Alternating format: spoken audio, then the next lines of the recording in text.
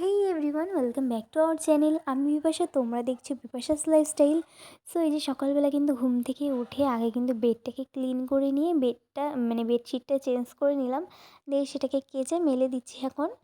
তো তারপরে এখন ঘরটা মুছে নিচ্ছি। আর এই কদিন ভিডিও না দেওয়ার জন্য সরি, তার কারণ আমার শরীরটা অনেক খারাপ ছিল, যার জন্য আমি ভিডিও দিতে পারছিলাম না। সো এখন বর্তমানে একটু সুস্থ হয়েছি, দেন আবার ভিডিওটা কন্টিনিউ করছি।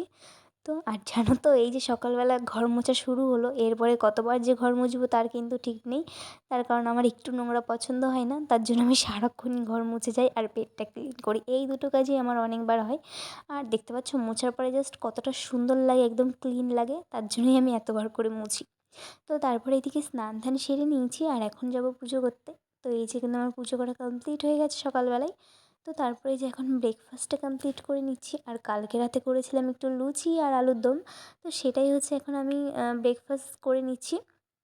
তো তারপরে তোমাদের সাথে আজকে শেয়ার করব আমি আমার পুজোর শাড়ি, কী শাড়ি নিয়েছি সেটাই শেয়ার করব। তো মানে এই যে নিয়েছি যেটা নিয়েছি সেটাই দেখাচ্ছি তোমাদেরকে। এই শাড়িটা কিন্তু আমার হাজবেন্ড দিয়েছে, আর শাড়িটার কোয়ালিটি কিন্তু খুবই ভালো। এটা ছিল স্বর্ণচুড়ি, আর এটার ব্লাউজও কিন্তু বানিয়ে নিয়েছিলাম। আর এই টপটা নিয়েছি জিন্সের সাথে, জিন্সটা এখনও আনা হয়নি, জিন্সটা নিয়ে আসবো। আর এই শাড়িটা কিন্তু আমার শ্বশুরমশাই দিয়েছে, শাড়িটার কোয়ালিটিটাও কিন্তু খুবই ভালো। আর কেমন লাগলো ভিডিওটা অবশ্যই জানি।